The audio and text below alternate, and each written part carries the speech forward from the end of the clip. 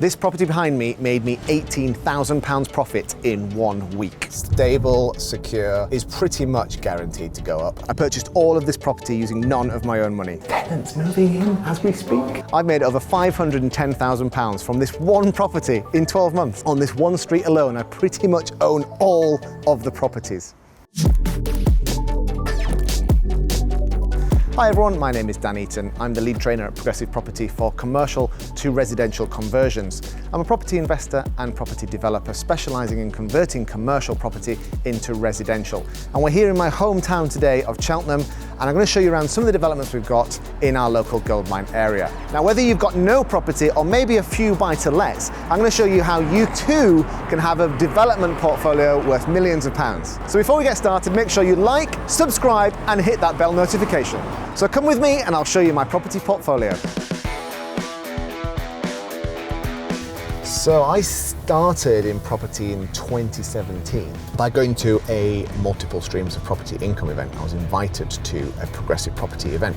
But prior to that, I was working in the corporate world. I was a management consultant. And before that, I was in the Royal Navy. So in the Navy, I did communications. What happened when my second child was on the way, it sort of became apparent that naval lifestyle, I got deployed quite a lot, wasn't quite conducive with a family. In fact, I was in the Navy for exactly 10 years and 1 day. And I was interested in property, but I didn't know how to get involved in it. I thought you had to save up money for a deposit and then you bought a property. But I could never save up any money because I was always spent what we earned. When I was introduced to the multiple streams of property income event, I then understood that you don't need your money to invest in property. And in some cases, you don't need any money to invest in property. So here we are outside what is my first ever property deal. And it's the building behind me with the beautiful painted sides. Now, we have this building on a commercial lease and we use it as serviced accommodation. And I'll explain all those terms when we're inside. So let's go and have a look.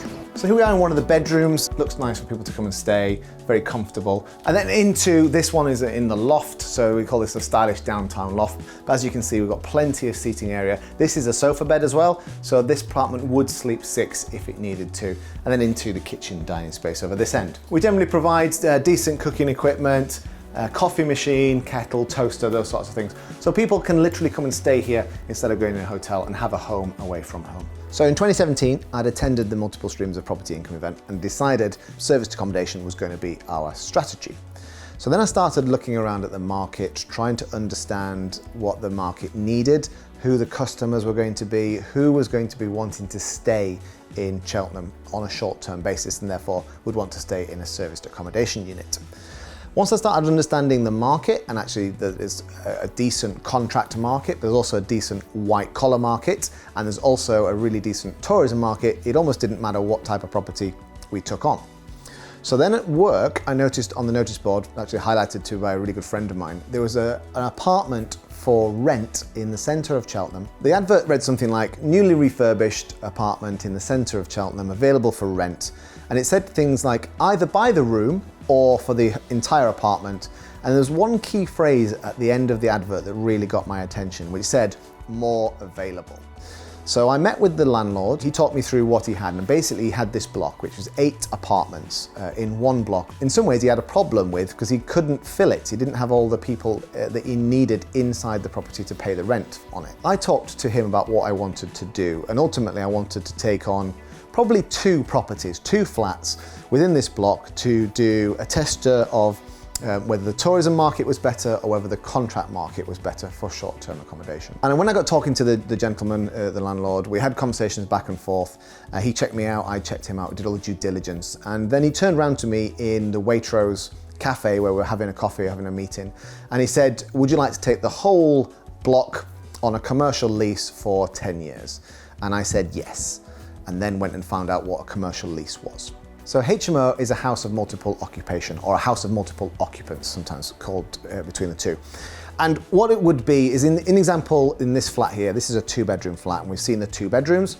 Now, instead of renting out the flat on one assured short-hold tenancy, which is a tenancy agreement, you would effectively rent each room out on an assured short-hold tenancy. So instead of renting the apartment for say £600, you might rent each room out for £400 each. Therefore, you're going to get a much better return from that property. From a serviced accommodation point of view, we're still in the same 2-bedroom apartment, but what we do is we rent out the entire property, the entire 2-bedroom flat, on a nightly basis. Instead of it being a £600 a month rent coming in, we get £100 a night coming in. So instead of getting £600 a month coming in, we might be getting £3,600 coming in, something like that. But in the peak season, and particularly in Cheltenham, there's a race festival for a week in March. We made £18,000 profit from this building. Now, I'm not sure how many buy-to-lets you'd have to have for that to make that much profit in a week, but it would be a lot. It just goes to show you the power of serviced accommodation and the power of property in general. If you provide the right product, then people are going to pay to stay. And this is a prime example of some of the things we talked about earlier, and that you don't need money to do property. We rent to serviced accommodation this block. We borrow it from the landlord, and you can do the same thing too. You just need to know how. And this is where getting educated is so important, because once you know how to do these types of deals, you can go out there and do them for yourself. So this is my first deal, but ultimately you just need to get going. Now, every journey starts with that first step. So whether it be a small buy-to-let or something like this, you just need to go out and get your first deal. So here we are on the Lower High Street at one of our latest developments. This has just completed. Now, this was a shop that was a TV repair shop. And basically what you can see is the existing shop went all the way to basically that drain pipe there. And what we've done is we've built a story on top of it and then built all that out the back as well. So a 2-story extension at the back and then a single story right at the back of it. So this is now 5 flats. Let's go and have a look. Yes, new paint, isn't it? Yeah, love, yeah. Yeah, okay. I'm gonna have to get, What's going on? tenants are moving in. So we've got a new person moving into the area for 6 months for work. They're moving into their new apartment today, and their parents are here bringing all their stuff down. So really exciting to see someone moving into our new apartments. It's live, it's real, yeah. It's just, here they are, look. They're in there. Tenants moving in as we speak. So this building behind me was a shop that we bought from the open market, working with an agent, and we purchased the entire property for £192,500. Our build cost for this one was £455,000 because we converted it into 5 flats. Now, 3 of those flats are running as buy-to-lets, so we have tenants moving in, as you've seen. So the 1-bedroom flats generate £650 a month, and the 2-bedroom at the top generates £775 a month. The 2 bottom units are going to be used for serviced accommodation, so we can expect to pull in about 3 to 5 times that when they're up and running fully. Approximately, this one building cash flows between £3,500 and £5,500 every single month. So this just goes to show you the power of property. You do not need your own money to do these types of property deals. So that project took, in terms of getting the keys to build, to finish, to people moving in, just less than a year. That project cash flows in terms of profit about the average salary in the UK. So you could do one of those projects in a year and have the average salary of the UK coming in to your bank. In some cases, would never need to do another property deal in your life. That's just going to sit there forever, paying you money every single month. Common mistakes of newbie investors. There's a lack of belief in themselves that they can do deals. The other thing I see is people being too keen to buy a deal. In some cases, what they try and do is make the deal fit. If they're sat there adjusting numbers on a spreadsheet to make their deal work, then it's not a deal. It's very easy to go, if I just tweak this here, or if I just change that number there, or if I just do this or just do that, then the deal works. And you can, in some ways, convince yourself that it works, even though it doesn't. So 12 months from getting the keys to finishing to exiting and having £500,000 profit in the bank. Happy days. I guarantee you already know someone who has got £100,000. Guarantee you already know them. On this one street alone, I pretty much own all of the properties. Look at the state of this place. That's disgusting. Ugh. To many people, this house might look like an absolute disaster, but to a professional property investor, this property is a gold mine. If you want to learn how you can turn properties like this into profit, then join me at the Multiple Streams of Property Income event, the UK's flagship property investment education seminar, where you will learn how you can start or scale a property business. Doesn't matter if you're starting out in property, doesn't matter where you live in the country, or how much funds you've got to get started. There is property strategies that will work for you and in your area. I can't wait to see you at the Multiple Streams of Property Income event. In the meantime, I'm going to get a skip. So here we are in Gloucester, at what is a very, very exciting project. Probably the most exciting one we're going to see today on our video. Go for a quick tour around this project. But we have this building here, and we have this building over here. Where this gets really, really exciting is we don't only have these two, but we also have that one, and that one, and this one, and this one, as well as these two over here, and the one just in the distance behind that tree. So this is 10 properties on one street, which will be converted into 72 HMO rooms and 10 flats. Here we are in the entrance to this property, and as you can see, this was once a grand old merchant's house. We've got beautiful wooden staircases. Most of this is new plasterboard or dry lined, and this would have been what the previous owners were going to make into a bed sit. So there's going to put a little kitchen in here, which you can see from the wiring and the plumbing. Now we're not going to do that. We're not going to put kitchens in these individual rooms. We are going to convert them all into ensuite HMOs. Now, in reality, this one will probably be the kitchen for this building. So instead of having a small kitchen in each room, we'll make a big communal kitchen, and then the rest of the rooms will be ensuite bedrooms. Now, as we come up a story, we get to see all the light that is brought in through these big old windows. Now, this is going to be someone's ensuite HMO bedroom. Now, roughly they're about 22 square meters each. So what we're actually doing with this project is disrupting the local market. So this is an area that's traditionally had a lot of HMOs from either professionals, young professionals or students. But the rates that they're paying are around the £500 a month. And for that, they get a really cramped, small, not very well decorated, not ensuite bedroom. So what we're going to do here is provide a 22, 24, 27 square meters in some cases, ensuite bedroom to a really high standard and high specification for the same amount of money as others are charging for what I consider to be less than ideal living conditions. That way we're going to disrupt the entire market. We're going to bring up the standards and redevelop this area, all by just taking on this project.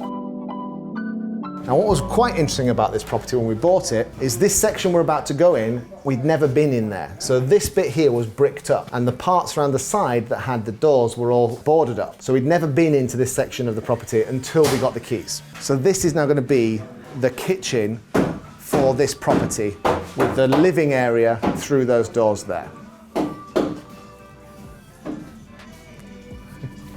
So what we can see here is all the first fix plumbing that's been done. So this is all the new heating system and the new hot water systems that we're putting in to support the ensuite elements of this property. And if we go in here, we'll see again how big some of these rooms are. Great big HMO room with an ensuite bedroom. So all boarded out, ready to be skimmed and painted.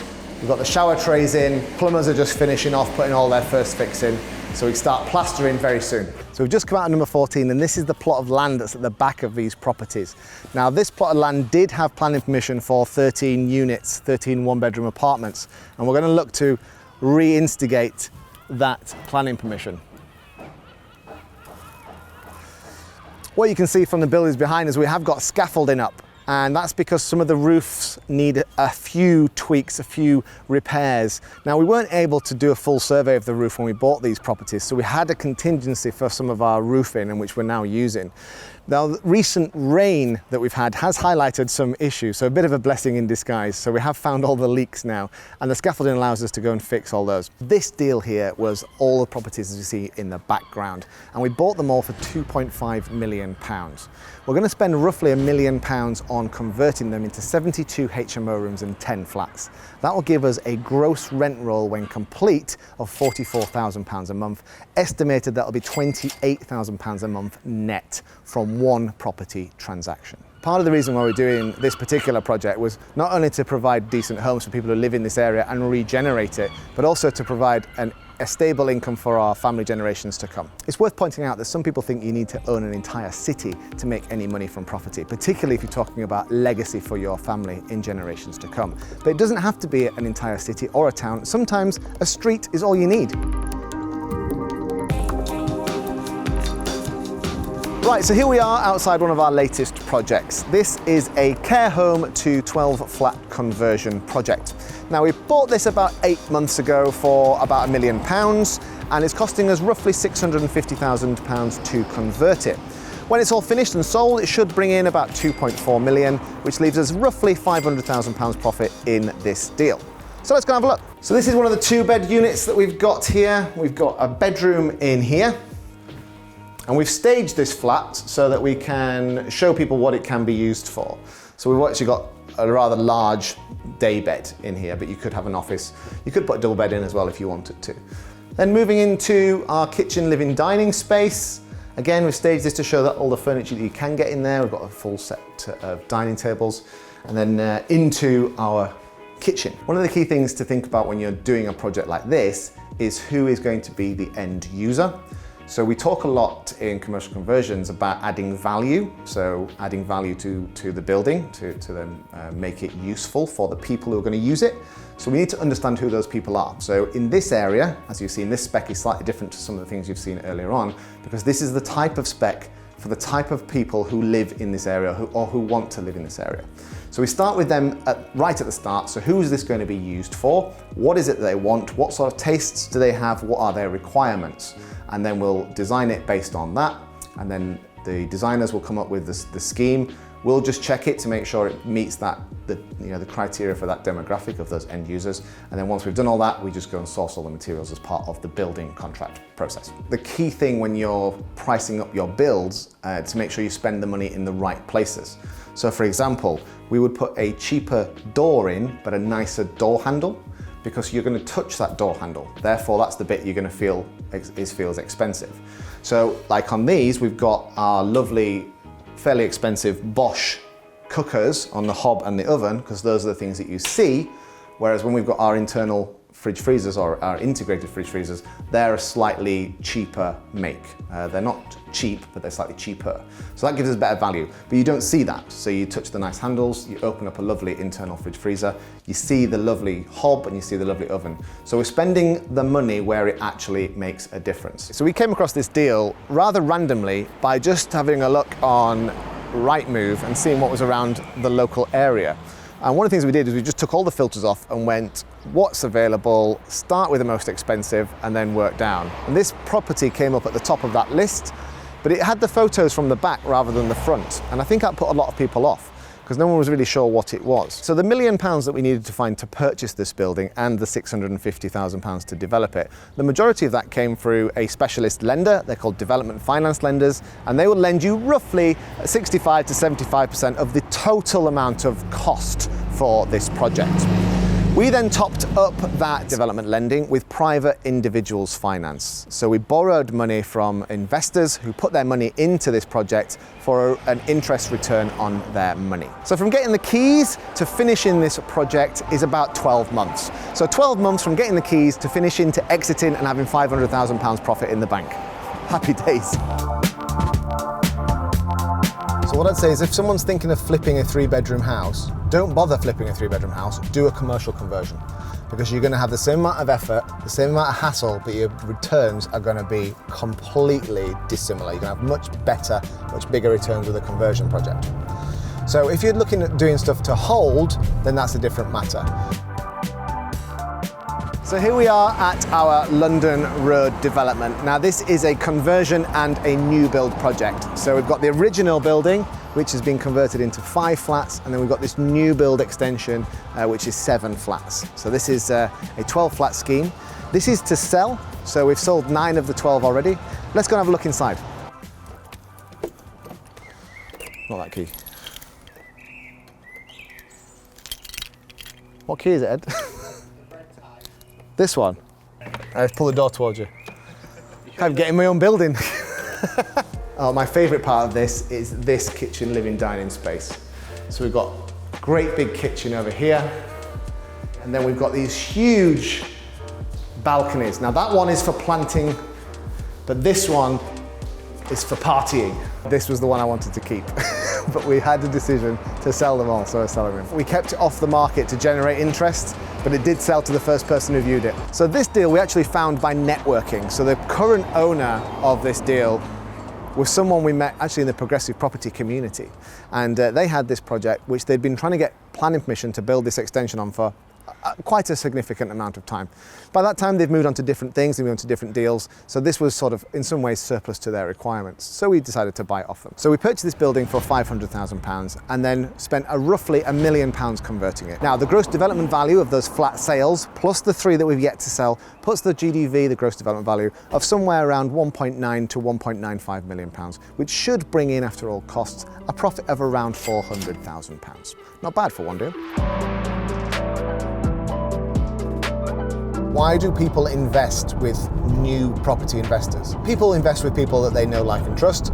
Second thing is that the person who's got a deal, maybe they're a new property investor, but maybe they've had some training, maybe they've got the deal, and perhaps the person who's investing the money doesn't have the time. I wouldn't worry too much about if you're starting out in property. People will lend you money if they know, like, and trust you, and the deal is good. Now, there are people in your network, you may not know this already, but I guarantee you already know someone who has got £100,000. I guarantee you already know them. So it's just about tapping into that network. Perhaps they've got some savings, perhaps it's an inheritance, perhaps it is, they had some compensation, so whatever it is. There are people in your network who have got that money.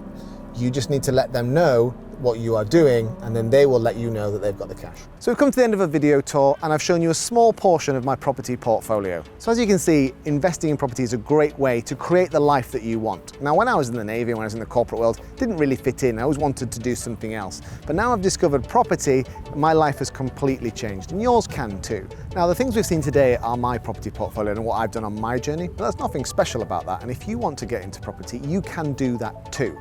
What you need to do really is get yourself educated first, and then when you've got that knowledge, you can take the action you need to design the life that you want, using property as your investment vehicle. The first thing you can do right now to get started on your property journey is click that subscribe button. You can see all of the content that we put on this channel that will help you in your property investment journey. So click on the subscribe, click on the like, and make sure you put that bell notification to on. So I'm Dan Eaton from Progressive Property. Thank you ever so much for watching this video, and I'll see you all soon.